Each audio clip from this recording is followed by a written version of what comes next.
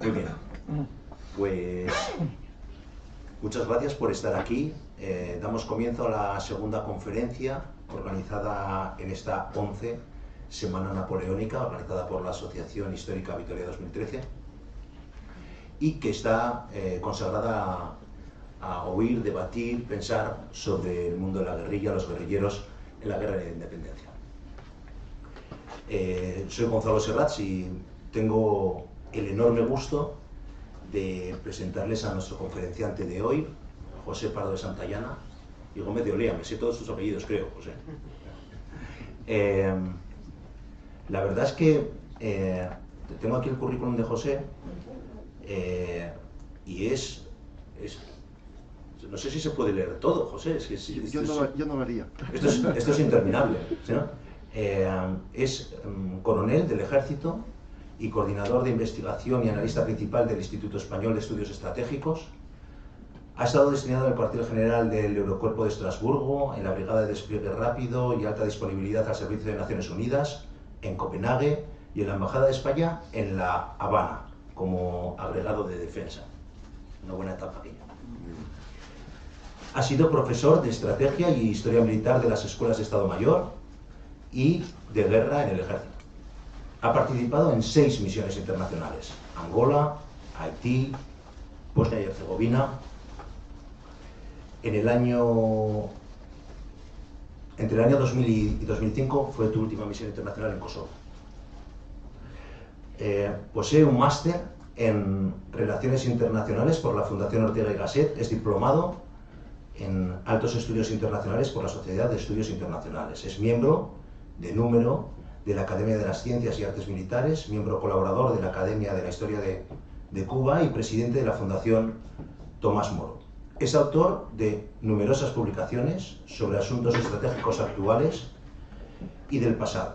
Y entre ellas destaca pues el objeto de la conferencia de hoy, que es un libro que escribió sobre Francisco de Longa, de guerrillera general en la Guerra de la Independencia.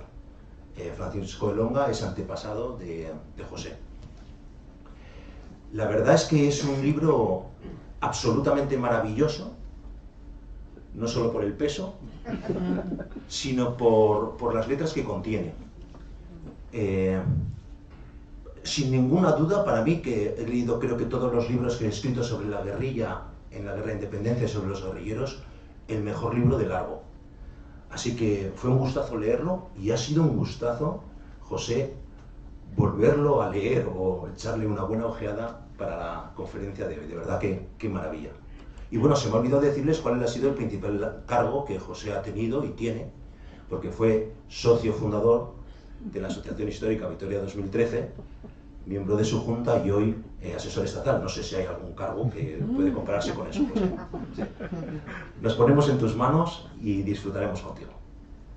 Bueno, lo primero que voy a decir, buenas tardes a todos, es que estoy encantado de encontrarme de nuevo en la ciudad de Vitoria, que muchos de los aquí presentes sabéis que es una ciudad que llevo en el corazón y que además es una relación con Vitoria que viene de mi padre. Mi padre estuvo destinado en Vitoria y siempre habló con mucho cariño de Vitoria, de modo que yo, todos los inputs que he recibido en mi vida de Vitoria desde muy joven, ha sido siempre de un recuerdo maravilloso que mi padre tenía de su paso por la ciudad de Vitoria. Y decir que cada vez que he venido me he encontrado con una ciudad preciosa, porque Vitoria es realmente una ciudad bonita, y encima hasta el clima se ha hecho mejor, porque antes el clima era peor, pero ahora es mucho más benigno, ¿no?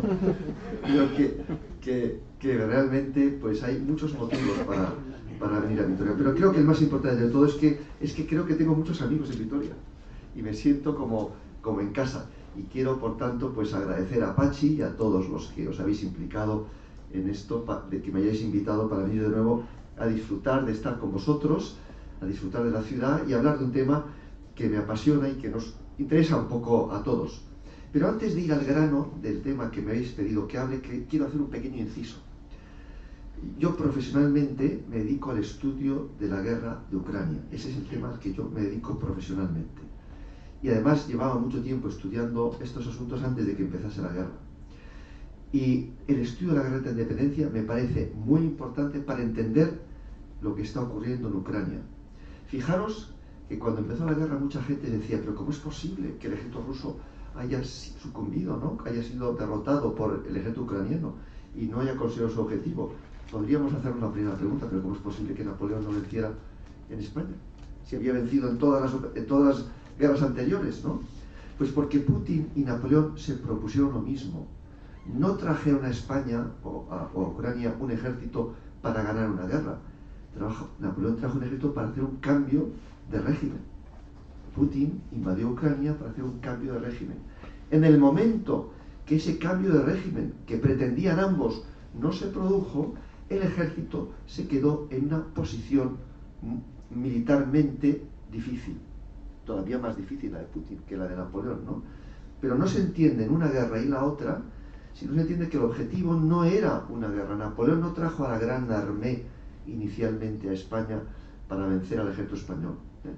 Invadió el país para forzar un cambio de régimen, y una vez hecho el cambio de régimen, pues ya hechos consumados. Es exactamente lo mismo que Putin ha intentado en Ucrania, que le ha salido mal, su ejército ha quedado en una posición muy incómoda, y a partir de ese momento ya no se puede dar marcha atrás.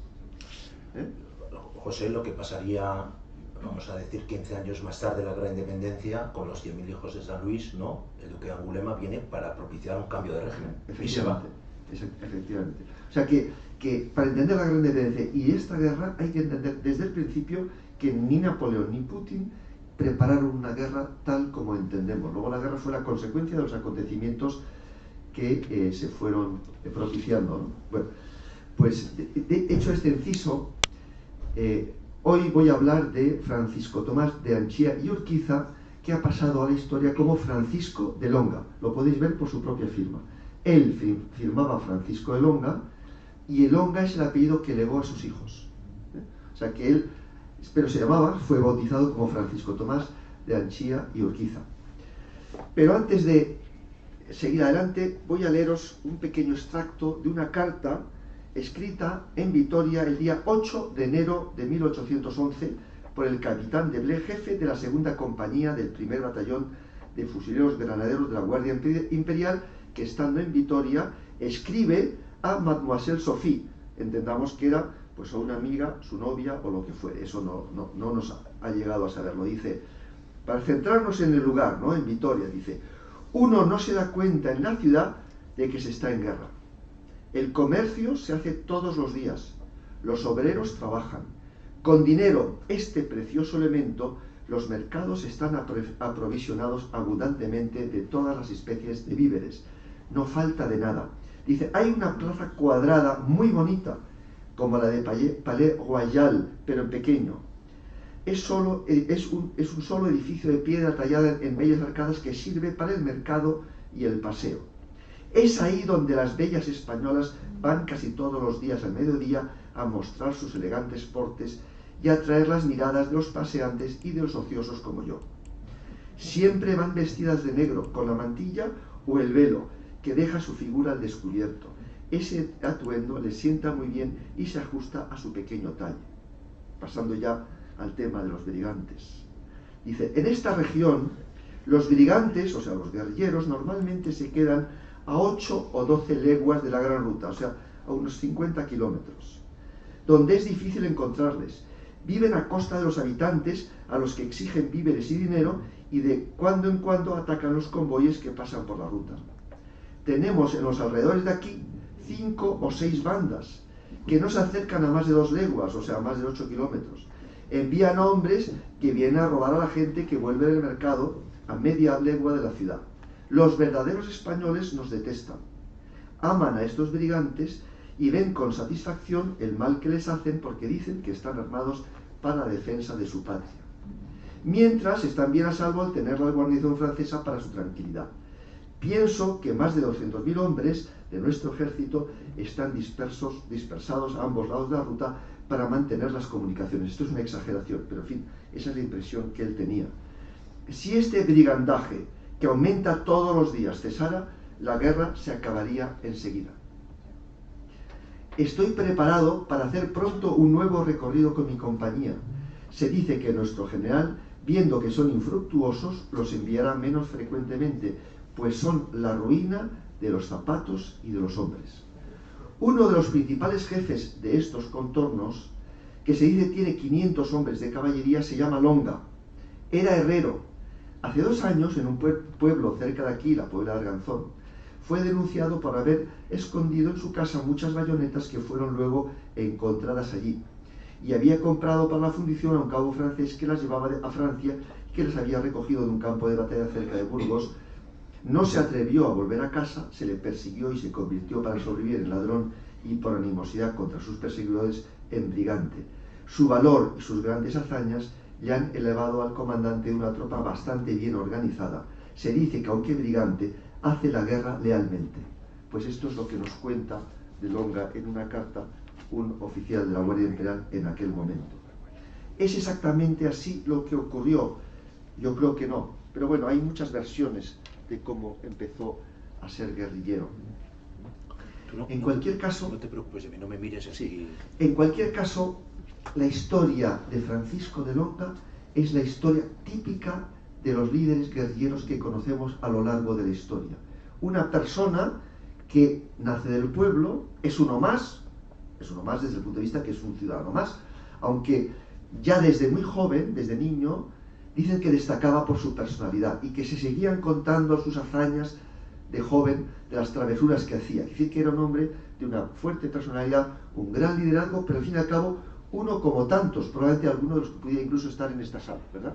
Uno de tantos del pueblo vizcaíno donde él nació, que como consecuencia de una guerra, que es un hecho que rompe la trayectoria natural de una sociedad, de repente pasa de ser de uno más a convertirse en un personaje singular. Y como consecuencia de su propio liderazgo y de las cosas que van ocurriendo, se va convirtiendo poco a poco de un guerrillero, o sea, de un paisano armado, en un militar muy sui generis, porque los guerrilleros alcanzaron empleos militares y se incorporaron al ejército, pero nunca fueron militares como los militares del ejército, propiamente dicho. Y además tuvo la suerte de que al final terminó mandando una división. Con esa división combatió en la batalla de Vitoria, entró con Wellington en Francia, y luego, con todos esos difíciles avatares que tuvo la historia de España después de la Guerra de Independencia, pues le fue mal que bien, y terminó teniendo, cuando murió con sus 48 años, una gran fortuna que legó a sus hijos y que se fue pues poco a poco perdiendo con el paso de las generaciones. Esta fortuna la hizo con el control del contrabando marítimo en Valencia. Pero claro, es que eso de controlar el contrabando, para uno que ha sido guerrillero, pues yo creo que eso sabe cómo se hace, ¿no? Y el capitán general de Valencia se llevaba el 15% de todo lo requisado del contrabando. Como requisó muchísimo, pues hizo muy rico. Pero bueno, en cualquier caso su vida tuvo muchos avatares, pero que es una vida muy típica del líder guerrillero, y la historia tiene muchos casos del fenómeno guerrillero. La guerra de la independencia es como el paradigma de la guerrilla en la historia universal, pero la guerrilla ha existido muchas veces y después de la guerra de la independencia pues tuvo mucha importancia, pero toma nombre de esta guerra, y esta en la edad moderna pues es el fenómeno guerrillero pues más importante que ha servido. Para empezar diré que conocemos perfectamente su aspecto físico, porque se conserva este cuadro, que está ahora mismo en el Museo de Defensa de Toledo, y el Museo de Defensa de Toledo tiene solo el cuadro de 3 guerrilleros, Espoz y Mina, el Empecinado y Longa. Creo que algo tiene que ver el libro que escribió, porque Longa había, de alguna manera, su figura, no en el País Vasco, pero en general en España, había caído algo en el olvido, siendo que se conservan correspondencias que Gonzalo conoce perfectamente de la época de la guerra, en que dicen: Wellington tiene la mejor opinión del Empecinado, de Mina y de Longa. Yo en ningún caso se me ocurre pensar que Longa está ni a la altura del Empecinado ni de Mina, ¿no?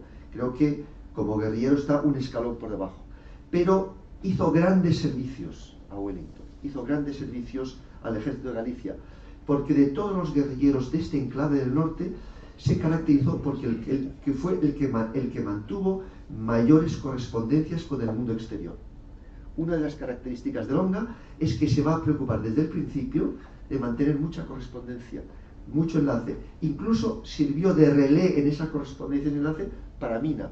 Mina le pasaba las correspondencias de Longa y Longa las hacía llegar hasta el ejército de Galicia o hasta Wellington. Y luego tenemos un grabado que se conserva en la Biblioteca Nacional de Madrid, porque después de la guerra hicieron grabados de todos los líderes guerrilleros a caballo. Y este grabado refleja muy bien el aspecto que tenía pues al final de la guerra, ¿no? Podemos ver que era un hombre más bien gordo, medía 1,80 m, era un tipo fornido, fuerte, de fuerte carácter, se le puede definir también como un conseguidor, cosa muy curiosa, que le escribían desde Galicia y le decían: ¿puede usted conseguirme cosas? Bueno, pues él, que estaba aquí, en estas sierras alavesas, conseguía cosas al ejército de Galicia. Y uno dice, bueno, ¿cómo puede ser? Porque tenía ese carácter de conseguidor, de tipo espabilado, de persona con mucha inteligencia y mucho instinto. Y luego tenía otra característica que es muy importante para entender el papel que jugó. Era un grandísimo organizador. Un líder guerrillero que manda una guerrilla pequeña es un líder nato, un líder natural. Pero a partir de que esa guerrilla crece, que tiene más de 300 o 400 hombres, estamos ya viendo mucho más a un empresario que a un líder nato, porque una guerrilla es una empresa. Y de alguna manera quiero pensar que para encontrar la figura de Longa en estos días, podríamos muy bien acudir al empresariado vizcaíno, emprendedor, con ideas, con empuje, con ese carácter tan admirable del empresario vasco, que yo creo que es el mejor empresario de España, y lo digo con toda sinceridad. Ese empresario, emprendedor, con ideas, que encuentra soluciones, que motiva a su gente, pues esa misma personalidad que conocéis todos, porque lo mismo se podría decir de los empresarios alaveses, es la que es más característica de la figura de Longa. Porque organizar una unidad militar de entre 4 y 5.000 hombres, 500 caballos, en un territorio ocupado por los franceses, no es en absoluto cosa fácil. Porque tenía que organizar todo y además estar escondido, porque si no estaba escondido, en cuanto llegan los franceses, el pueblo, claro, les amenazan con la bayoneta y hubiesen contado todo. Luego tenía una organización hecha aquí en este territorio, cercano aquí a Vitoria, pero tenía que tener de una manera muy peculiar para que, aunque llegasen los franceses, su organización siguiera funcionando. Y había hospitales, depósitos de munición, depósitos de armas. Lo que más escondía eran los depósitos de munición, porque eran clave. Y además nunca, por ejemplo, nunca iba a coger la munición de día. La munición, si iban a salir en operaciones, siempre la recogían de noche, que era la manera de que la gente no supiera dónde estaban esos depósitos. Y todos sabéis que en este territorio pues hay mucha cueva, hay mucho lugar donde se pueden esconder. Llegó incluso a esconder cañones en la Sierra Alavesa. O sea que esta es toda la operación. Bueno, ¿y dónde nació? Nació en el caserío de Longa Nagusía, en el municipio de Mayavia. En la actualidad es una casa rural donde podéis pasar unas espléndidas fin de semana, porque es uno de los lugares con mejores vistas de todo el País Vasco, en la falda del Monte Ori, un lugar entrañable y con unas vistas espectaculares. El día 10 de abril de 1783, y murió en Valencia, siendo capitán general de Valencia, el 21 de diciembre de 1831. Por lo tanto, murió con la edad de 48 años. Para entender la figura de Longa es importante pensar sus circunstancias natales, porque fue el 7º hijo de una familia de 10 hermanos, pero del tercer matrimonio de su padre. Cuando él nació, su hermana mayor tenía ya 33 años. Quiere decir que no tenía sitio en el caserío. Los caseríos vivían familias bastante extendidas, como sabéis muy bien de la historia del País Vasco, pero tenían un límite. Ya la familia no daba para más, con lo cual, desde muy jovencito, le enviaron a Marquina para que sirviera allí en una familia noble de Marquina, que además le enseñó a leer y a escribir, cosa que entonces no sabía hacer todo el mundo, como sabéis muy bien. Esto va a ser determinante, porque si no sabe leer y escribir, no puede organizar una guerrilla de ese. Porque Mina lo hizo, pero es que Mina era un genio. Espoz y Mina es un caso absolutamente excepcional, pero todos los demás guerrilleros que destacaron por su organización sabían leer y escribir. Era una condición sine qua non para tener esa capacidad de organización y para toda esa actividad que hizo de de correos y de comunicación. Allí además le enseñaron el oficio de herrero. Sabéis muy bien que para ser herrero había que ser muy corpulento. Una persona normal, si se dedicaba al oficio de herrero, su propia constitución física no se lo permitía. Había que tener una constitución física muy fuerte. Y como él era un hombre de gran fortaleza física, pues aprendió el oficio de herrero. Esto de nuevo jugó a su favor, porque si una persona es de una constitución física fuerte, medía algo más de 1,80 m y era un hombre ancho y fuerte, y además trabaja de herrero, podéis imaginar la fortaleza física que debía tener a la edad de 26 años cuando empieza la guerra de independencia. O sea que, y la fuerza física era muy importante en la guerra de aquella época, porque se combatía mucho en el contacto directo, sobre todo los guerrilleros, y el que tenía mayor fuerza física tenía una gran ventaja. El que tiene mayor fuerza física también se siente más seguro en la guerra, y eso también facilitaba el liderazgo. Pero la historia de verdad empieza en la Puebla de Arganzón. Él termina llegando allí a trabajar como herrero en una herrería que se encontraba en la Puebla de Arganzón. La Puebla de Arganzón, además, al ser un sitio de la posta del correo que iba desde París a Madrid, pues era un sitio donde una herrería cumplía una función muy importante. Por lo que me han comentado, existían 2 herrerías en la Puebla de Arganzón. Además, estas herrerías eran lugares dedicados al comercio y, por tanto, un lugar donde se establecían muchísimas relaciones. Luego, él estuvo trabajando y viviendo en un lugar por el que pasaba muchísima gente, donde él conoció a mucha gente, donde aprendió lo que es el mundo del comercio y de las relaciones. Esto no le habría ocurrido si hubiese sido viviendo en el caserío del Monte Ori. Allí habría sido como Heidi, ¿no? Habría disfrutado de unos paisajes espléndidos, habría sido un tipo estupendo, pues la gente de allí es una gente estupenda, pero ese elemento de relación, de contacto, de conocer la sociedad, de conocer el comercio, no lo habría adquirido. Luego se van sumando elementos que le van preparando sin pretenderlo para ser un gran líder guerrillero, porque desde el primer día que decide crear una guerrilla, lo primero que hace es empezar a enviar cartas. ¿Para qué? Para comprar armas, para conseguir cosas. ¿Y esto por qué lo hace desde el primer día? Porque está metido en el mundo del comercio, sabe cómo se hace, tiene relaciones, conoce a la gente por su nombre. Se ha casado con el hijo de la dueña. Y además, con la hija se casa con la hija del dueño, que yo creo que no fue por amor.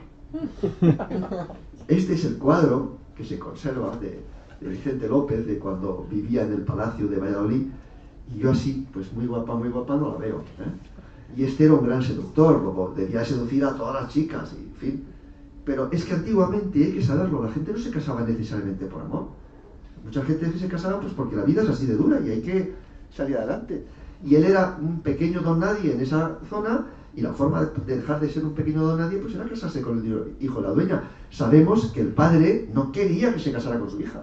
Decía, vaya cara dura ya le conozco yo bien, no sé qué es lo que va a hacer con mi hija, pero luego pues constituyó una familia y de esa familia pues desciendo yo. Pero en cualquier caso quiero pensar que no fue un flechazo, pero sí que fue un flechazo de ella. Y ella quedó prendada, y a que parece que el padre no quería, pues insistió y se casó.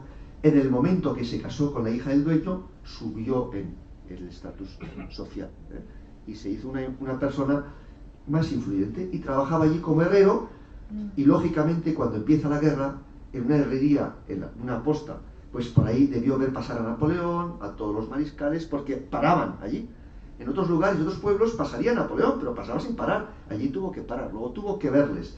Y además sabemos, por las correspondencias, que en aquella época en que el ejército francés ya había ganado tantas batallas, eran muy arrogantes y trataban mal a la gente. Luego es muy fácil que de ese trato pues surgiera la animosidad. Él en su hoja de servicios dice que ya antes incluso de fundar la guerrilla atacó a pequeños contingentes franceses. ¿Es verdad o es mentira? Es difícil de saber, porque la gente no dice siempre la verdad en los papeles. Por lo general, decía Bismarck, nadie miente más, él empieza por sí mismo, que un político antes de unas elecciones. Perdonad por esta... Pero decía Bismarck, que era político. Dice, que un pescador o un cazador después de un lance. Los peces son siempre así. Dice, y que un militar durante una guerra. Porque a nadie se le ocurre decir la verdad. Se dice lo que conviene decir, lógicamente, ¿no? Si uno quiere ganar méritos, pues habrá hecho muchos más prisioneros, habrá matado muchos más enemigos, habrá hecho hazañas mucho más importantes. Luego, lógicamente, el ser humano, y todos somos humanos, engorosa los méritos y disimula los fracasos, ¿eh? Luego, en los documentos, uno no se puede fiar nunca del todo, ¿eh? Lo que uno tiene que contrastar documentos. Pero, en fin, en su hoja de servicios, que es un documento de cierta seriedad, dice una serie de cosas y pensemos que, bueno, pues algo habría, ¿eh? Algo habría. Y es muy probable que, dada su fortaleza física y que muchas veces había soldados aislados, cogiese a un par de soldados aislados, le pegase un golpe y le quitase el arma, o le quitase incluso pues el dinero, o la comida, o lo que llevase, ¿no? O sea que, pero lo que sí sabemos es que en agosto de 1809 se propone fundar una guerrilla con 11 personas que trabajaban en la herrería o del entorno de esa herrería y él mismo, o sea, 12. Es curioso porque yo le regalé el libro de Longa a Fidel Castro y me dijo, qué curioso, también 12, con 12 empecé yo mi guerrilla. El caso es que fundó esta guerrilla, pero inmediatamente, en el momento que quiso fundarla, alguien dio el chivatazo, vinieron a por él, y entonces Longa huyó a Logroño. Huyó desde su casa con algunos que le acompañaron y se fueron a Logroño pues a hacer lo mismo, pero lejos, donde no le conocieran. Logroño entonces, pues aunque aquí viene como estaba ocupado, en ese mismo momento no estaba ocupado, lo había estado, había quedado libre la ciudad, y allí se une a las tropas que dirige el marqués de Barriolucio, que estaba entonces recogiendo unas guerrillas, coge experiencia y consigue que Barriolucio le firme un documento y le nombre jefe de partida.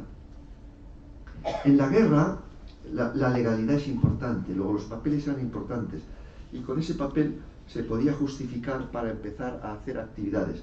Una vez que tiene este documento, vuelve probablemente a su casa, no está documentado que pasará por su casa, pero lo podemos suponer, y se dirige directamente a un lugar que va a rondar en su cabeza toda la guerra, Salinas de Añana. ¿Por qué? Porque para hacer una guerrilla se da dinero, y Salinas de Añana era un lugar muy rico. La sal producía muchísima riqueza. Lo primero que haces allí, a ver qué dinero consigo. ¿Cómo? Pues por la fuerza, lógicamente. Los franceses amenazaban a los de la salina para que le dieran dinero, los guerrilleros hacían lo mismo, y al final el administrador de la salina se tuvo que ir porque le amenazaron de muerte unos y otros y desapareció. El caso es que, bueno, siempre estuvo rondando esa zona. ¿Y dónde? Recordemos la importancia de la sal sí, en el salario. Claro, el salario. El nombre viene de ahí, ¿no?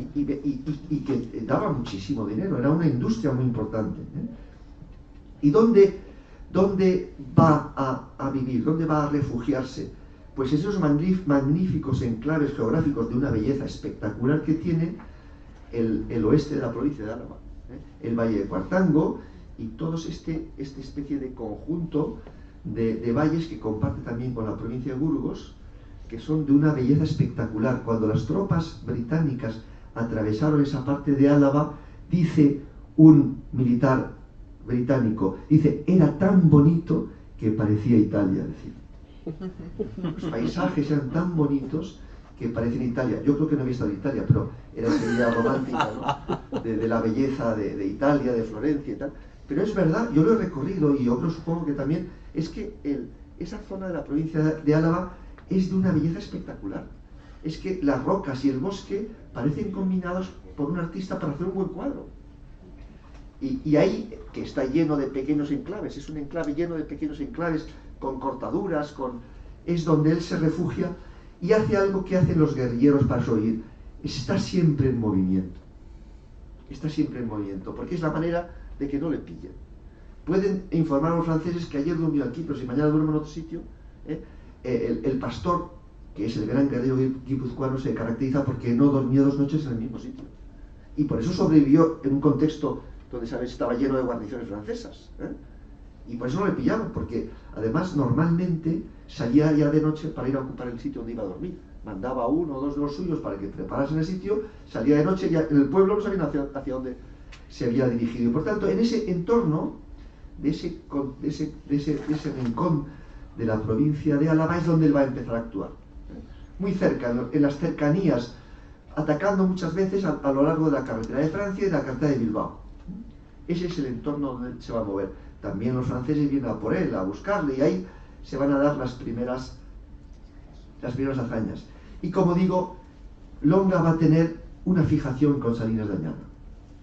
Va a obtener mucho dinero de Salinas de Añana y además lo va a atacar muchas veces. Al final consiguió conquistarla y tomó con artillería, y al final, como diré, tomó Salinas de Añana. Y va a tener muchas ocasiones de combates y va a perder también a uno de sus subordinados más queridos, allí que era entonces el segundo de su guerrilla.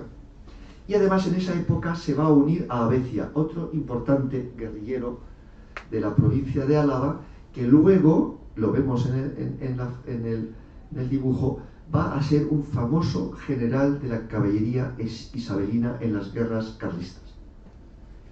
Pues él se unen los dos y se ponen de acuerdo que Abecia va a ser el jefe de la caballería y Longa el jefe de infantería. Con el tiempo Longa se va a hacer el jefe de todo y a veces se va a quejar, pero al final se va a hacer. ¿Y qué es lo que va a caracterizar ese periodo en el año 1809 y los primeros meses del invierno de 1810? Va a ser el periodo en el que Longa va a disputar con los otros guerrilleros y líderes guerrilleros su primacía como guerrillero local. Algunas veces en algunas obras hay gente que se escandaliza porque los guerrilleros tengan sus pequeñas trifulcas, pero es lo normal porque la guerrilla nace en el contexto de la anarquía y no está definido quién va a ser el líder guerrillero. Lo normal en esta guerrilla, como en todos los lugares donde hay guerrillas, es que los líderes disputan entre ellos quién tiene la primacía. Él la disputó y la ganó. Y se convirtió, con sus pegas y con sus luchas y con sus cosas, cogió un prisionero al uno, al otro, en fin. Y en ese contexto, él se convirtió en el líder de toda esa zona de la provincia de Álava. Y lo hizo por una mezcla de estas trifulcas y por el hecho de que él tenía un gran liderazgo natural y una relación con el pueblo que le hizo ganar su simpatía. Lo que hoy en día se llama empatía. Tenía empatía. Y podemos leer por los pocos documentos que han llegado que se convirtió en un líder natural, hasta el extremo de que se cuenta la anécdota documentada de que en cierta ocasión entró en un pueblo, le preguntaron a una mujer quién es Longa, porque cayó la boca la matrona ella y sus hijos, pero no dijo quién es Longa. O sea que consiguió esta relación con el pueblo. Pero 1809, una guerrilla pequeña, estemos pensando en 50, 60, 70, 100, 100 y pico personas que se mueven en ese entorno de la provincia de Álava, con sus disputas, con sus pequeñas acciones, los franceses vienen a por él, se escapa, en fin, y se convierte en el líder local. Y aquí quiero sacar una de las cosas que he dicho antes, relaciones con otras guerrillas. Una de las características que yo decía Longa es que es un hombre que se va a relacionar con muchas personas. Y aquí tengo todas las correspondencias documentadas del archivo de Longa con los distintos guerrilleros. Cuevillas, con el que tuvo muy mala relación y al final se impuso él sobre Cuevillas, con Durán, que estaba en Soria, con el cura Merino en Burgos, con el pastor en Guipúzcoa, con Salazar, que también operaba por esta región, con Renovales, con Espocimina, con Pinto, que era también de aquí a la vez, y con Amor. Y mantuvo una correspondencia muy bonita con Espocimina, de un gran afecto personal, y con cosas muy íntimas que se van a contar en las correspondencias. Luego en el final de la guerra disputaron algunas cosas y la cosa quedó un poco peor, pero tiene una relación muy bonita con este guerrillero. La correspondencia de él hacia Espocimina, eso se perdió, ¿verdad? No, está en el archivo Longa. Está en el archivo, no, pero la otra parte se ha perdido, no todo, pero se ha perdido alguna parte, pero se conserva porque Longa era un hombre muy burocrático, o sea, todo lo tenía muy bien documentado. Entonces, todos los papeles acabaron en un baúl. Ese baúl estuvo en la familia hasta cierto momento en el que el dueño del baúl, que se llamaba Ramón Alba de Toledo San Román, le dijo a su mujer, era una calamidad Ramón Alba de Toledo San Román, oye, ¿qué hago con tus papeles? ¿Los quemo? Dijo, no, tonto, no, véndelos. Y se los vendió a la Diputación de Vizcaya. Y por eso tenemos esa maravillosa documentación de la guerra, donde hay cosas pues de todo tipo, ¿eh? Se podría hacer una auditoría a la guerrilla, los papeles que están en la Diputación de Vizcaya. Después, con el paso del tiempo, estamos ya en el año 1810. El año 1810 es un año en el que los franceses van a dar terribles batidas a la guerrilla. Y van a sobrevivir unos pocos. Por ejemplo, cayó Javier Mina, y le sustituye Spotimina, que fue todavía mejor que Javier.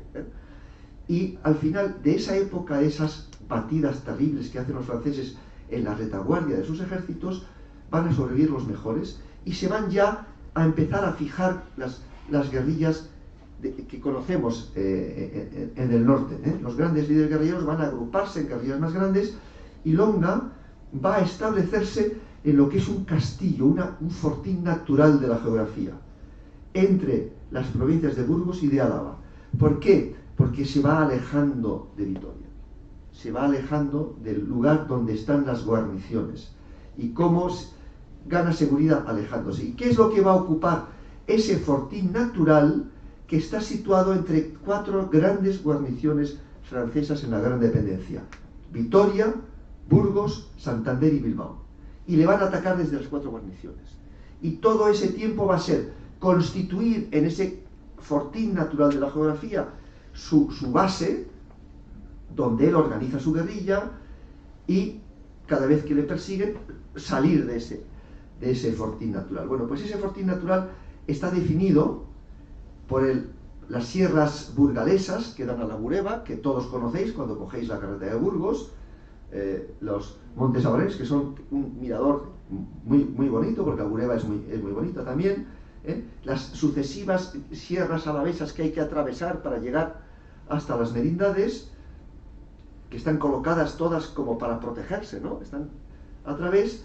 Después ese magnífico balcón natural sin prácticamente ningún paso que mira hacia ese bellísimo rincón de Álava también y hacia el Valle de Mena, que es, como luego veremos la fotografía, que va a jugar un papel muy importante en la defensa de Longa, luego las montañas cantábricas y estas sierras de la provincia que separan la provincia de Burgos de la de Santander. Y por tanto es un fortín natural muy bien definido. Y en el centro del fortín, este núcleo que son estos enclaves burgaleses y alaveses que van a jugar un papel muy importante, porque cuando se ve sorprendido se esconde allí y desde allí desaparece en unas otras direcciones. Luego parece que la geografía ha querido construir un fortín para que allí se pueda albergar una guerrilla. Y luego otro lugar muy importante, Poza de la Sal. ¿Por qué? Porque de la Poza de la Sal es del lugar del que él obtuvo más dinero para el sostenimiento de su guerrilla, pero al mismo tiempo era un mirador natural para la vigilancia de la carretera de Francia. Luego, siempre tuvo un puesto muy importante en Poza de la Sal. ¿Quién ocupaba ese puesto? Pedro Pérez de Albéniz, primo de su mujer y hombre de la máxima confianza, del que creo que algo se hablará en los próximos días, ¿no? Tío abuelo del músico Albéniz, que los alaveses lleváis con toda razón en el corazón porque era de sangre alavesa, aunque naciera en Cataluña. Y luego además, una vez que se sitúa en ese enclave, va a hacer una cosa, y es que va a enviar cada mes más o menos una patrulla hasta Galicia para enlazar con el ejército de Galicia. Y con 8 o 9 mulas y 4 o 5 más alguna escolta, pues unas veces son 8, otras veces son 10, otras veces son 5, va a mandar sucesivamente siempre estas patrullas que se van a dirigir y va a dar información y recibir armamento y munición, ya desde muy pronto. Y luego va a hacer una cosa que es muy importante, contar lo que está haciendo para que se sepa Galicia. Él siempre va a poner un gran énfasis en que se sepa lo que está haciendo, porque quiere que esos méritos algún día puedan también serle útiles a él. Hay quien esto lo considera algo negativo, ¿no? Porque no hay un desinterés absoluto, pero en fin, somos humanos, ¿no? Es decir, yo siempre digo, imaginaos que fuera como vosotros. ¿Qué haríais vosotros? Por lo mismo. Intentar que los méritos se conozcan. El cura Merino es un guerrillero más antipático, pero no tiene ningún interés de nada. Nunca cogió nada. Se dice que de las presas que cogió el enemigo, lo único que le interesaban eran los caballos y los calcetines. Lo demás lo dejaba porque no le interesaba, pero en fin, el resto de los guerrilleros pues también tenían sus pequeños intereses personales, ¿no? Y él daba mucha importancia a que se conociera lo que he hecho. Bueno, pues ese fue un periodo de acoso de las patrullas de la Guardia Imperial en muchos casos, tropas muy aguerridas, y de las emboscadas que ponía, algunas muy importantes. Y fijaros lo que decía antes, la importancia del terreno. Fijaros lo que es constituir una guerrilla detrás de esos farallones rocosos que impiden el paso del enemigo, y con esas vistas que les ves venir. Hombre, este es el más espectacular de todos los farallones, pero es que así era pues la mitad de todos los límites, tanto mirando a la Bureba como mirando hacia el Valle de Mena. Y ni que decir, ¿no?, en el caso ya de la otra parte alavesa, ¿no? Pero es que los pasos eran contados y había que ser de la región para saber encontrar ese paso, con lo cual supo que el terreno jugase muy a su favor. Y, como decía antes, y desde muy pronto se preocupó por relacionarse con el ejército que estaba en Galicia, primero con el general Maí, con el que también tiene unas correspondencias entrañables, luego Porlier, el tiempo que Porlier va a ser jefe del séptimo ejército, hasta que llega a Mendizábal, luego con Mendizábal mantuvo una relación muy estrecha con Mendizábal, y luego con el general Castaños, que siempre le defendió, porque decía, no tenemos tropas y estamos en territorio nuestro. Él, sin embargo, tiene tropas en territorio ocupado. No podemos prescindir de esas tropas, ¿no? O sea, que le criticaban por algunas cosas que hacía, pero Castaños siempre le defendió. Y luego más abajo, Prieto, Taboada, Hidalgo y Sayús eran los intendentes con los que él se mantenía la correspondencia para toda esta parte logística, que es una correspondencia muy intensa, con un grado de detalle muy importante, que nos cuenta muy bien cómo era la vida en aquella época. Pasado ese difícil año de 1810, los que sobreviven son los mejores. La guerrilla se hizo por selección natural. Los franceses eliminaron a los peores, como los lobos, ¿no? Los lobos matan a los cortos y a los ciervos cojos y a los más débiles, y los más fuertes sobreviven. Pues la guerrilla se hizo por selección natural. Los franceses cazaron a los peores, los mejores sobrevivieron, y además aprendieron a hacer la guerra. Fueron aprendiendo cada vez más a hacer la guerra, y ya a finales de 2010, principios de 1810, ya estamos hablando de guerrilleros muy serios. Estamos hablando ya de una fuerza militar, una fuerza guerrillera muy importante. ¿Cuál es la característica de 1811 en toda esta región del norte? Por cierto, el mapa más o menos es el territorio por el que se movió. Tuvo acciones en Cantabria, por ejemplo, la toma del puesto de Cabezón de la Sal. Tuvo actuaciones en La Rioja, en la Sierra Riojana, y tuvo también dos actuaciones que se salen del mapa porque combatió en dos ocasiones con Espoz y Mina en Navarra. Por lo demás, combatió sobre todo a lo largo del Camino Real, entre Burgos y Vitoria, mucho más entre la Puebla de Arganzón y Belorado, no me sale ahora la palabra. Viviesca, en ese tramo, y muy en particular en torno a Pancorbo. Esa es la zona donde él más actuó.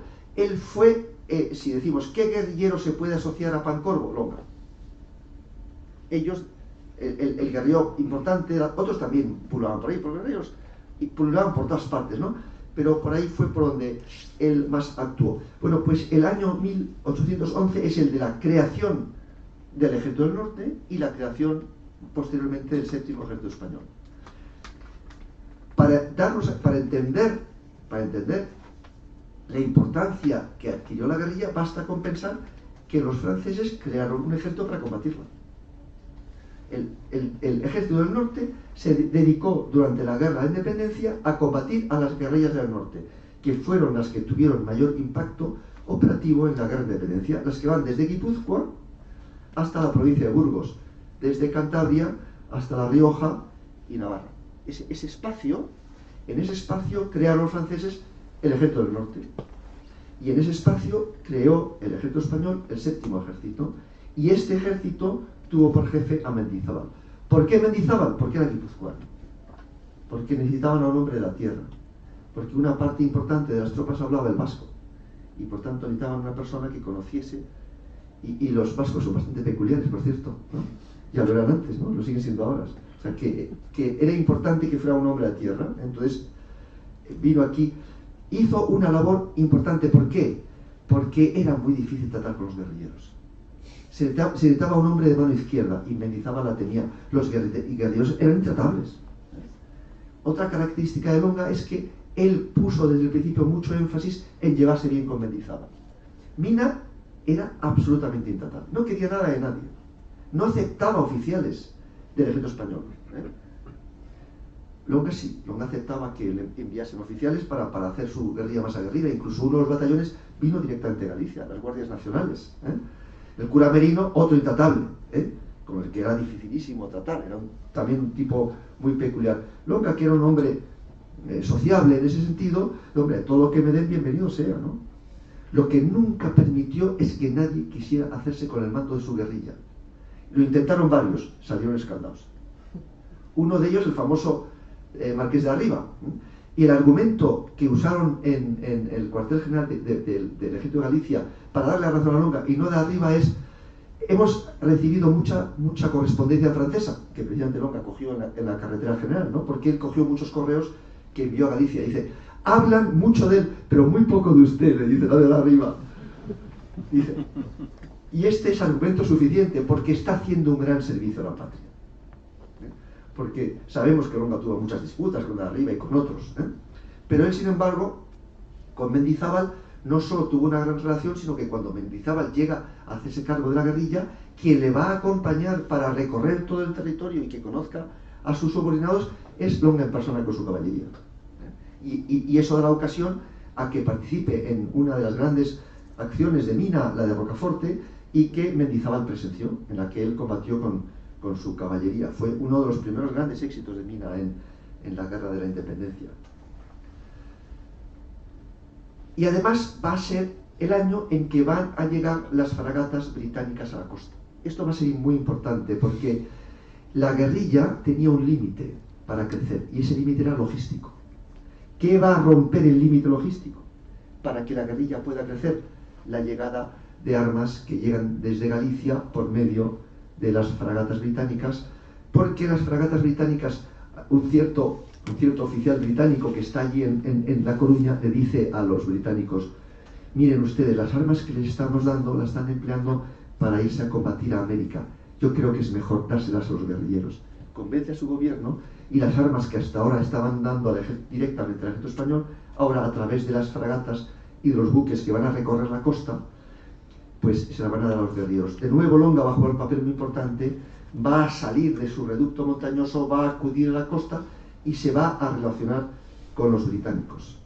Y aquí tenemos también correspondencias con los británicos. Primero va a ser con Walker y luego con White directamente en La Coruña, luego con Christian, el capitán de la fragata Is, que va a llegar hasta la costa de Cantabria y de Guipúzcoa y de Vizcaya, donde él se relaciona con ellos, luego con Douglas, luego con el Comodoro Popham, con Carroll, que va a permanecer con él un tiempo, y vemos Wellington, Álava y Burke de Álava. No me atrevo a decir nada estando aquí a mi lado el gran experto en el general. Quería decirte, José, que cuando vemos la importancia de la Royal Navy, la Gran Independencia, en tu libro recalcas que hubo 404 convoyes, 13.500 viajes en barco para entregar arma y munición a la guerrilla. Y digo, ¿y por qué es importante? Por el límite logístico. Tú no puedes combatir si no tienes armas y entonces munición. La munición aquí se producía munición, pero no en cantidades suficientes. Fue la llegada de este recurso logístico el que permitió crecer la guerrilla. ¿Y qué ocurre en el año de 1812? Gracias a todo esto que ha llegado por costa, incluida artillería, la guerrilla empieza a crear serios problemas a las tropas napoleónicas aquí establecidas. Y en este contexto, pues Longa va a jugar un papel muy importante, porque gracias a la artillería va a tomar Salina de Añana. Gracias a la artillería va a tomar Cubo de Bureba. Artillería que esconde en su reducto montañoso de la provincia de Álava, al pie de esta ermita tan bonita que tiene forma de zapatilla, la roca en la que se apoya, ¿cómo se llama? No me acuerdo, pero que es uno de los lugares más bonitos de la provincia.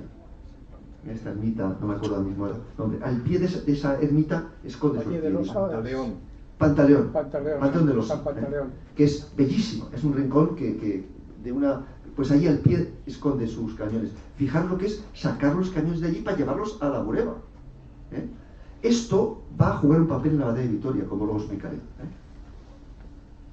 Luego bajará a Castrudiales y en conjunción con Popan va a tomar Castrudiales a los franceses y va a dejar allí un batallón y lo va a defender hasta la famosa batalla de Castrudiales, en la que la ciudad quedó arrasada. Y desde allí va además a armar en corso y va a combatir el cabotaje francés. Luego él tenía el honor o el orgullo de haber sido corso terrestre y marítimo. No hay muchos casos en la guerra de independencia de haber combatido en corso.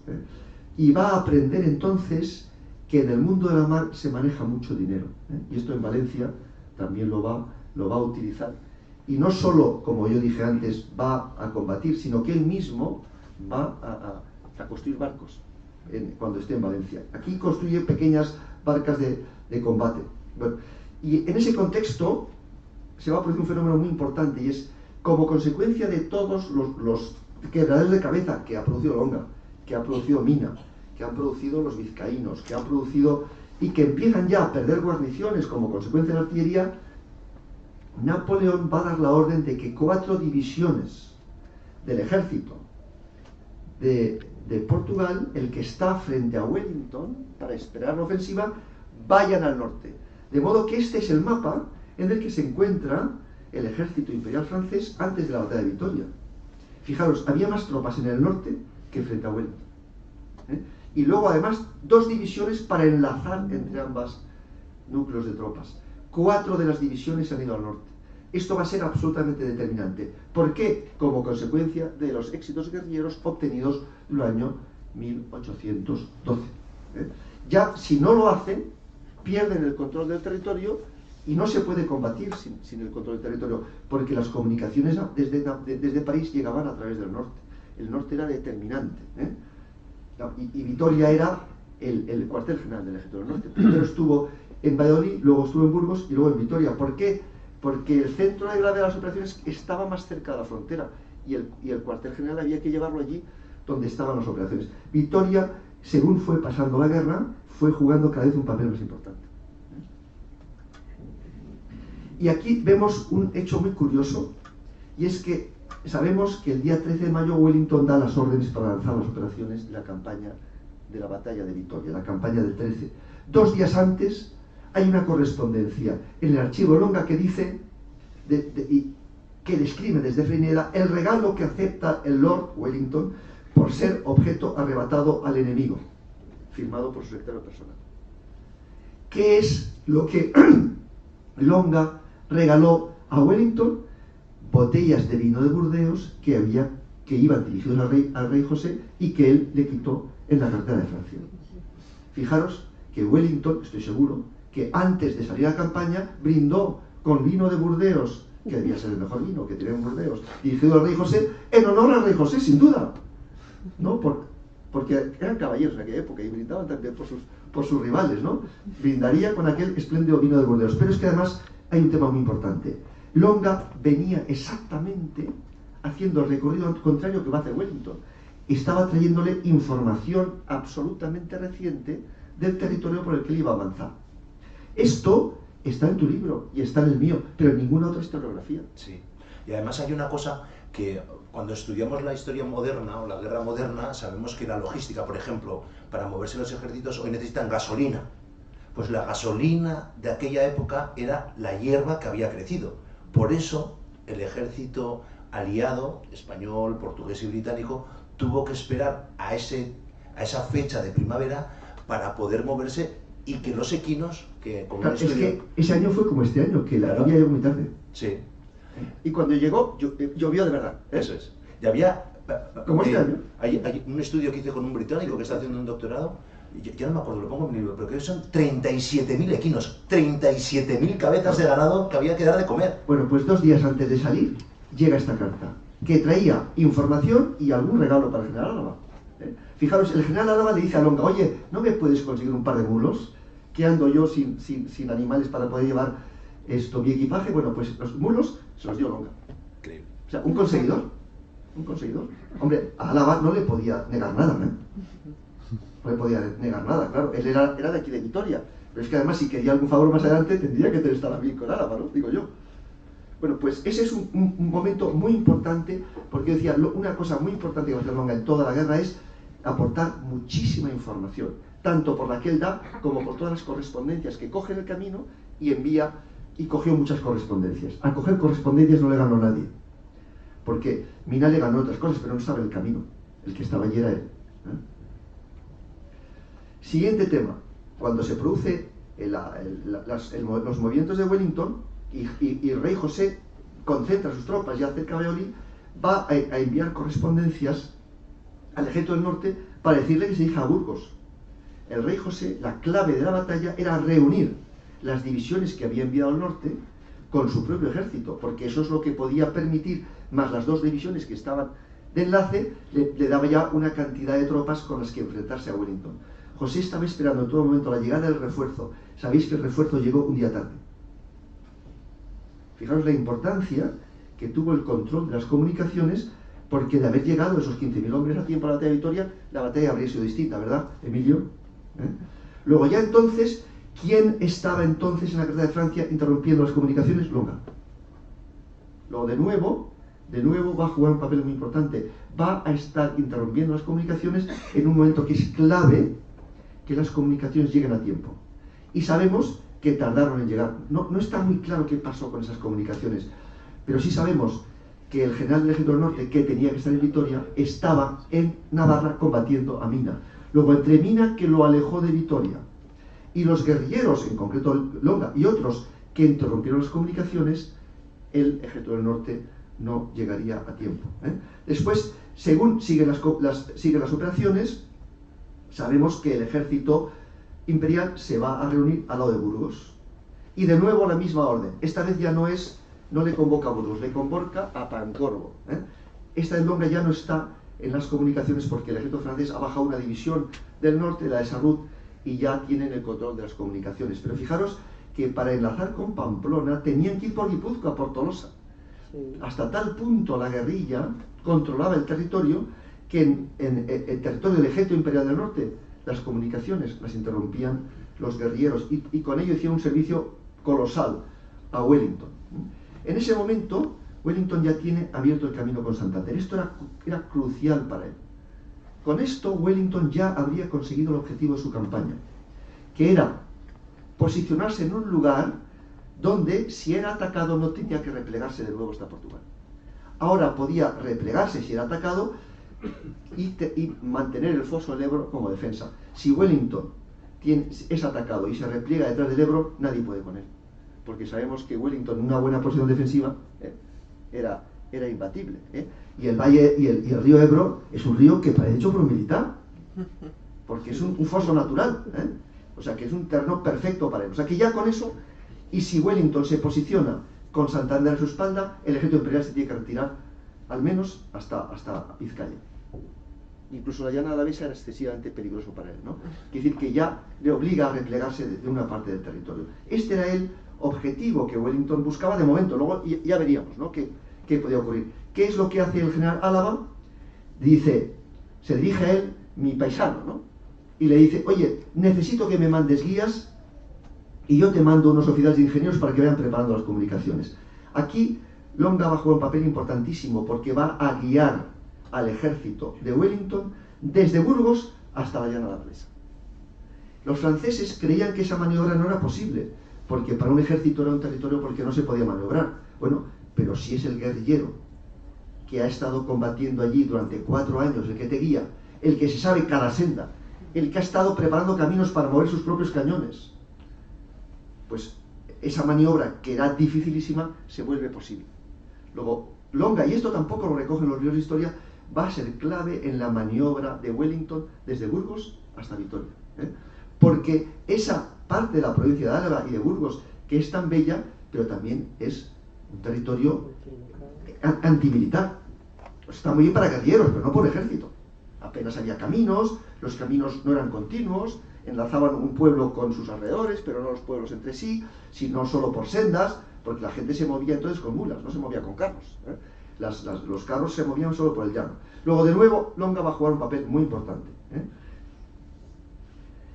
ya nos encontramos con que la famosa maniobra de Wellington, que amaga y luego cambia de dirección, se mueve hacia el norte, de nuevo las tropas guerrilleras de Longa, pero también los lanceros de Julián Sánchez de Charro y de Merino van a apantallar ese movimiento. De modo que cuando Wellington se está moviendo hacia el norte, los franceses no ven nada. ¿Por qué no ven nada? Porque delante de ellos hay una pantalla, y esa pantalla que normalmente la tenía que hacer la caballería, no la hizo la caballería, la hizo la caballería guerrillera, los 500 jinetes de Longa, con los magníficos jinetes salmantinos, y con la combinación de infantería y caballería del cura Merino. De nuevo, hicieron una contribución muy importante. A partir de ese momento, Wellington se va a encontrar con Longa, está muy bien documentado ese momento, y ya va a poner a su disposición una parte de su caballería que le va a guiar por todo ese territorio hasta la batalla de Vitoria. ¿Dónde nos encontramos a Longa de nuevo? El día anterior a la batalla nos lo encontramos de cobertura de toda la izquierda. Los franceses, fijaros, ¿dónde están desplegados? No están esperando que venga una a la izquierda. ¿Por qué? Porque Longa ha dado cobertura, todo es a la izquierda, y está en la zona de Letona. De nuevo, un lugar bellísimo de la provincia de Álava, porque es que Álava está lleno de rincones bellísimos, hay que reconocer. Allí él va a hacer la cobertura y los franceses son incapaces de darse cuenta de que por ahí viene un cuerpo de ejército. Es verdad que Graham, al mando de ese cuerpo de ejército, no va a explotar del todo el potencial que tenía esa posición. Pero en cualquier caso, vuelve a hacer un gran servicio, porque va a dar cobertura a ese movimiento. Y aquí nos encontramos de nuevo a Longa en el pasaje con el que hemos empezado, ¿no? Él aquí está preparando el ataque al pueblo de Durana. Emilio, que es un gran experto, ve el sitio y dice: esto es Durana, reconozco perfectamente el lugar. ¿Por qué? Porque yo tuve la delicadeza de hacer una fotografía y decirle a Ferrer de Alma: oye, píntame aquí esta escena. Y yo le dije: esa escena tiene que ser Francisco Longa con el uniforme que tenía, que lo conocemos, con una escolta. Sabemos que los ingleses dicen: encontramos a las tropas de Longa, iban mejor uniformados que los regulares españoles, y su caballería era como de húsar y de color escarlata. Bueno, y me dice Ferrer de Alma: bueno, lo embellecemos un poco. Digo: ¿por qué no? O sea, iban peor uniformados, pero este es el uniforme ideal que solo llevarían algunos. Hombre, la escolta de Longa seguramente sí, ¿no? Irían perfectamente uniformados. Él sin duda, porque era muy presumido, era vizcaíno. Yo siempre digo, era vizcaíno, pero podía haber muy bien nacido en Bilbao, porque, o sea, todo lo que tiene los de Bilbao lo tenía Longa, ¿eh? Y le gustaba darse importancia, ¿eh? El plumero más grande que nadie, ese tipo de cosas, ¿verdad? Lo sabéis muy bien aquí en Vitoria, como es la gente de Bilbao, ¿no? Si hay aquí alguien de Bilbao, que nos ofenda, por favor. Entonces preparó esto, y ¿a quién le pide que haga el asalto? Pues al hombre de confianza que tiene, al que manda, el único jefe de batallón que era de origen guerrillero, pariente de su mujer, Pedro Pérez de Albéniz. Es al que yo creo que bueno, a lo mejor no es verdad, pero como dice, no, pero aunque no sea verdad, que no me fastidien esta bonita historia, ¿eh? Pero pudo serlo, ¿eh? En ese momento le da las órdenes para que su batallón, que está en columna, asalte el puente de Durana. ¿Fue una operación militar de mucha importancia? No, pero la importancia operativa fue enorme, porque tomó Durana y a continuación cerró la carretera de Francia.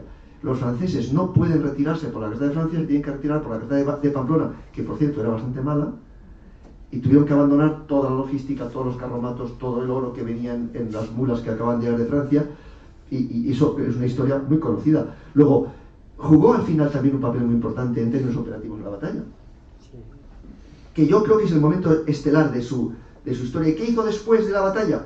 Pues fue en cabeza por la carretera de Francia, salió del campo de batalla persiguiendo a los franceses, y fue también el primero que llegó a la frontera de Francia. Después de eso combatió en las batallas de San Marcial, del Vidasoa y Nivelle, pero los guerrilleros hicieron en Francia lo que los franceses habían hecho en España, y Wellington dijo: pues casi mejor que no, para evitar que el pueblo francés hiciese con sus tropas lo que habían hecho los españoles con las suyas. Le mandó a Longa de vuelta, y con eso acaba su participación en la Guerra de la Independencia. ¿Qué pasó después?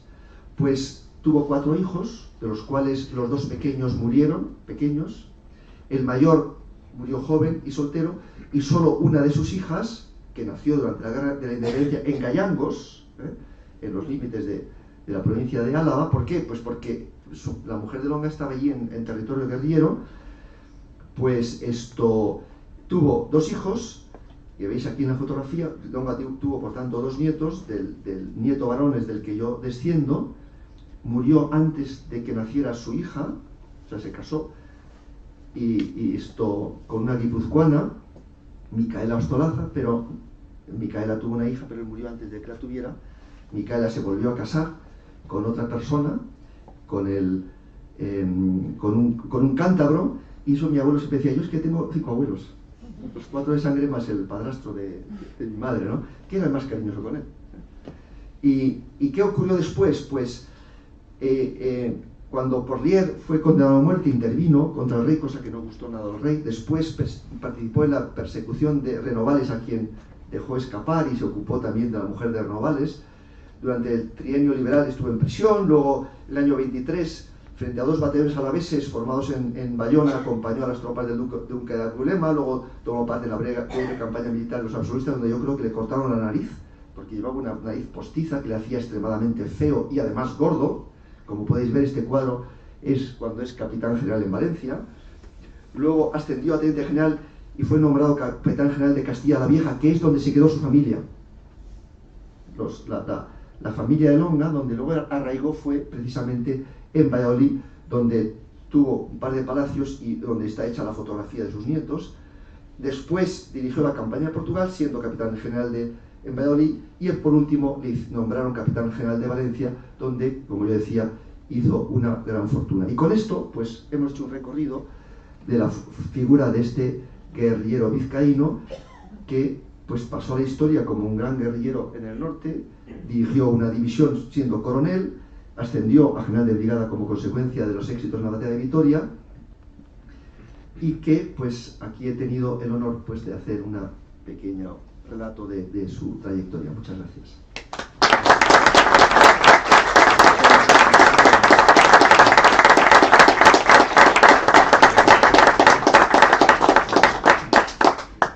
Si hay alguna pregunta, pues estoy encantado de contestarla. Abrimos un turno de preguntas.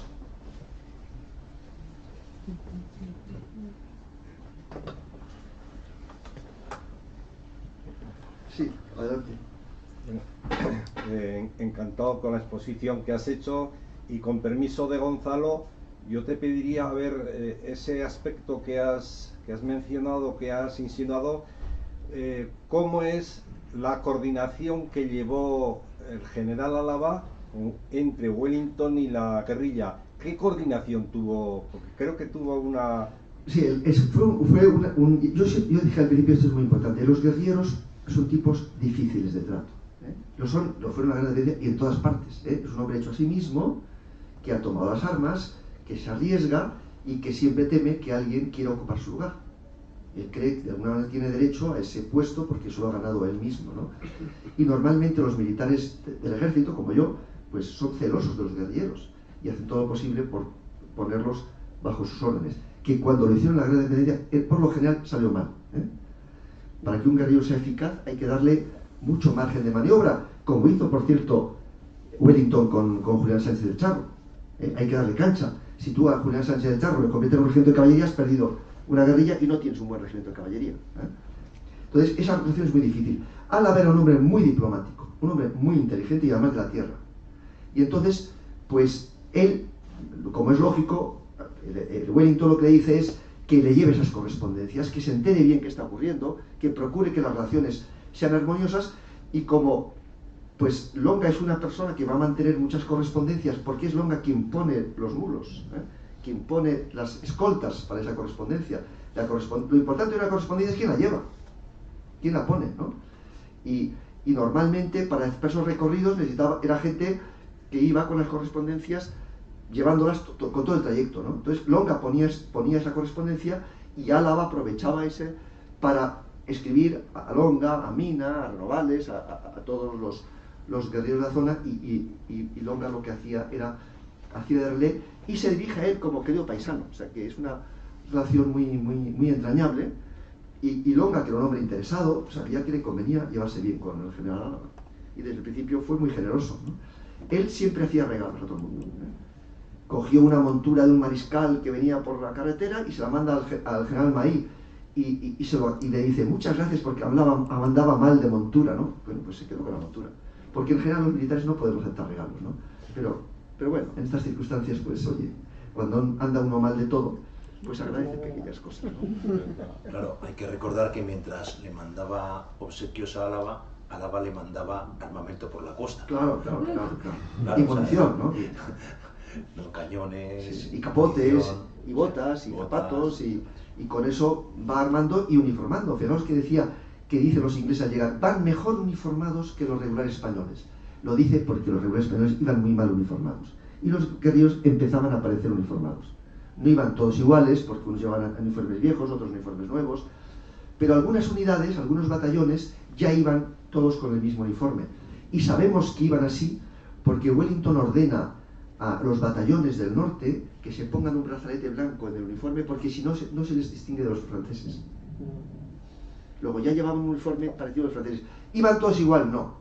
¿Iban todos bien uniformados? No, en la guerra nadie iba bien uniformado, es imposible.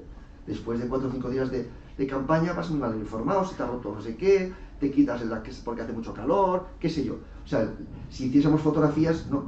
Pero en fin, los cuadros, pues casi parece un desfile, pero bueno, oye, es más bonito, ¿no? En tu libro, José, o sea, uno casi puede sentir ese movimiento constante del guerrillero, ¿no? Era hiperactivo, ¿no, Longa? Sí, en la guerra de independencia se hubiera tenido, como es Pacho, ahora lo hubieran dicho un TDA o qué. TDAH. ¿No? Un TDAH, ¿no? O sea, sin duda que eso va muy bien con el guerrillero. Yo recuerdo que a un oficial inglés le dije, oiga, ustedes tienen en el ejército muchos hooligans. Dice, sí, pero son muy buenos soldados. Pues es igual, la gente con TDAH son buenos soldados, pero la guerra de independencia los guerrilleros combatían con los pies. Hacían grandes marchas. Está constatado que en una ocasión la guerrilla de Mina anduvo 90 kilómetros seguidos y entró en combate. Eso es lo que le permitió a Mina entrar en combate con sus batallones, que los traía de muy lejos, venían andando a gran velocidad.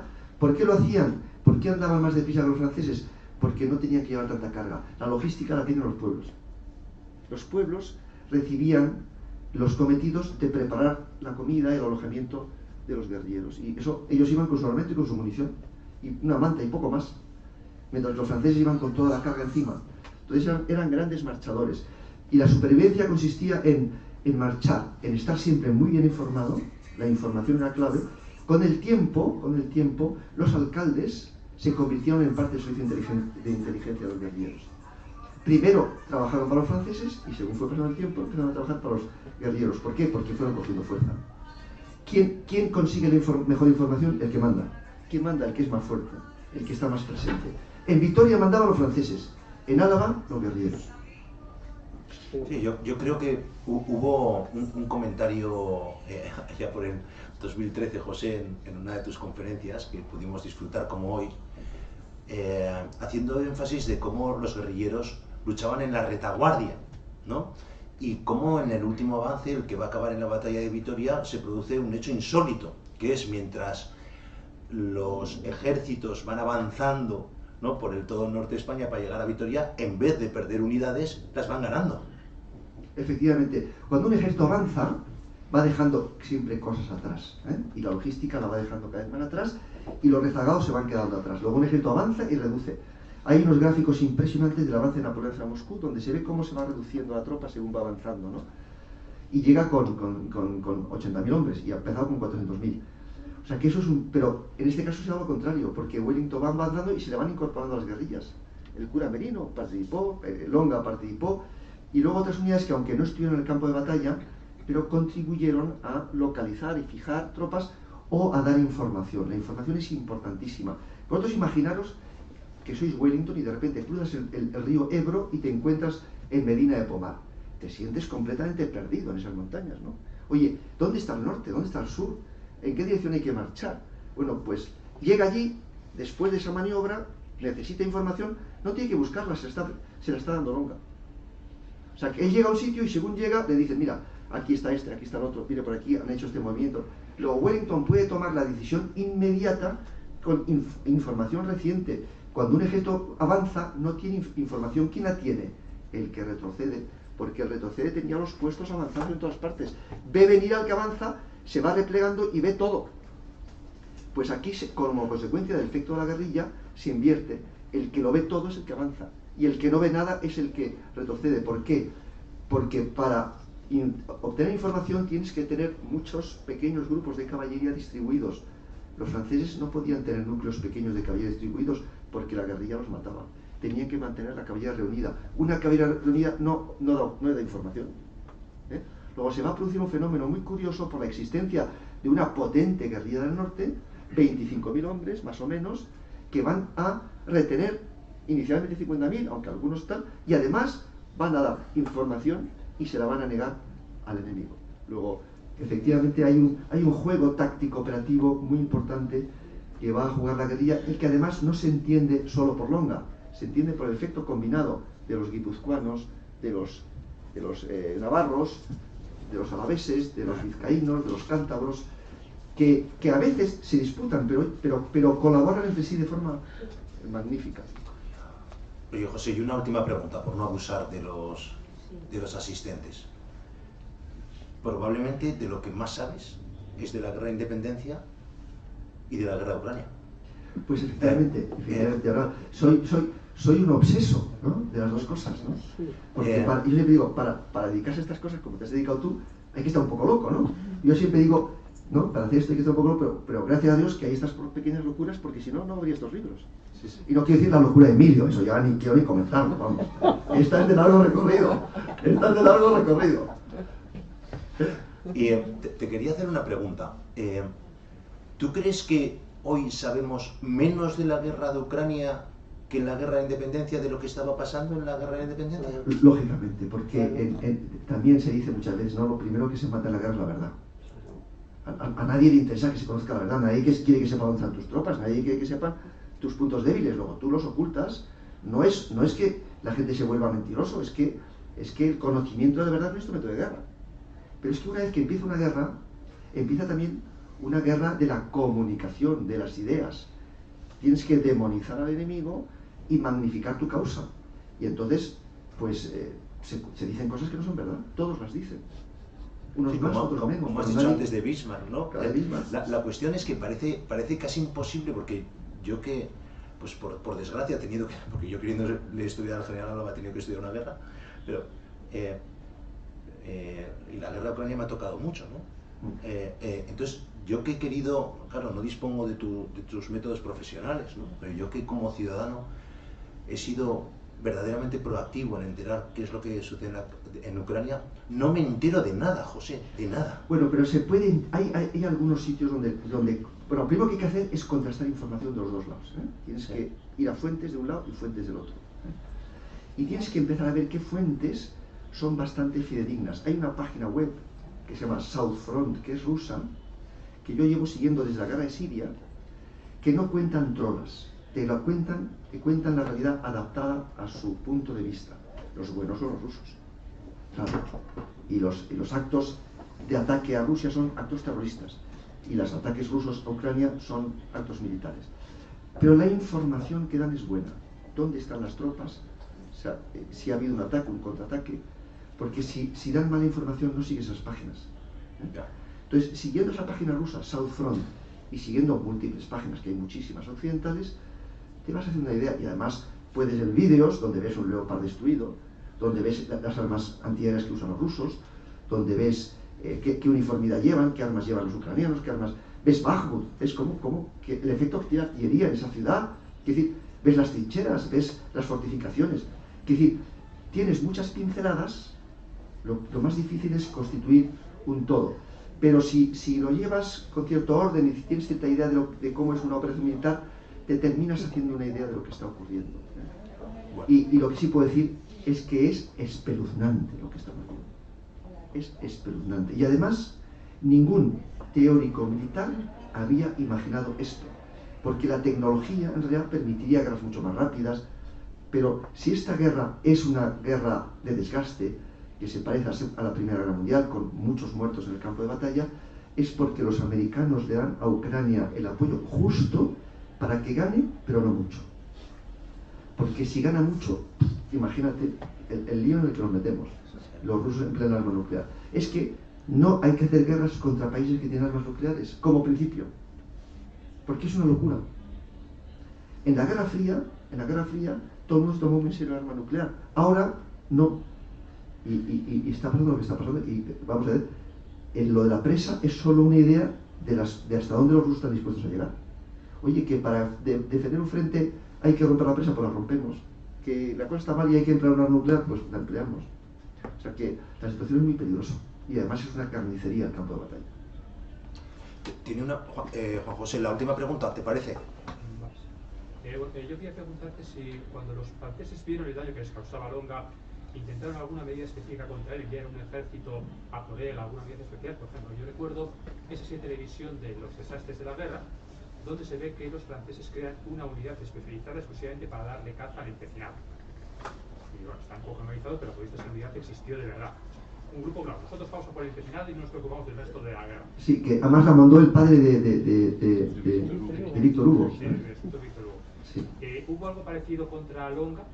Lo hubo en todo el norte contra todos los guerrilleros. El ejército del norte se crea para eso. Pero es que además se hicieron muchas, yo así de memoria podría decir 16 o 17 campañas específicas contra Longa, en mucho mayor número y en mucho mayor intensidad contra Espoz-y-Mina. Napoleón tenía fijación con Espoz-y-Mina. Espoz-y-Mina hizo muchísimo daño a las tropas imperiales y contra Espoz-y-Mina llegaron a movilizar 15 o 20.000 hombres para operaciones específicas. Contra Longa movilizaron 5, 7, 8.000 hombres y además saliendo de Vitoria y de Burgos, sobre todo saliendo de Vitoria y de Burgos. Eran tropas que hacían este recorrido y de repente hacían un cambio. Durante la noche cambiaban de dirección pero es que yo os decía, la geografía jugó muy a su favor. Era muy fácil protegerse de este tipo de operaciones en estos reductos montañosos. El Ebro se puede pasar por muy pocos sitios. Hay muy pocos puentes. Las barcas con el tiempo se destruyeron. Las sierras alavesas son muy puñeteras. Porque, sí, es verdad. No son muy altas, pero son muy puñeteras. No había entonces muchos pasos. Y son muy fáciles de vigilar. Y los pueblos tenían la obligación de informar. Y aparte, la guerrilla siempre destacaba destacamentos para estar siempre prevenidos, ¿no? Bueno, pues un millón de gracias. La verdad es que habría toda una vida para seguir oyéndote, José. Bueno, si les parece, les emplazo a mañana, es el 210 aniversario de la Batalla de Vitoria, 21 de junio. Pues probablemente al mayor conocedor de su batalla le tendremos aquí en este ciclo de conferencias, a Emilio Larreina, pero esta vez para hablar de Espoz-y-Mina, de los dos Mina. José, un millón de gracias y además de este enorme aplauso, déjame que te dé un abrazo en sentimiento de todo el cariño que te profesamos toda la gente que aquí está.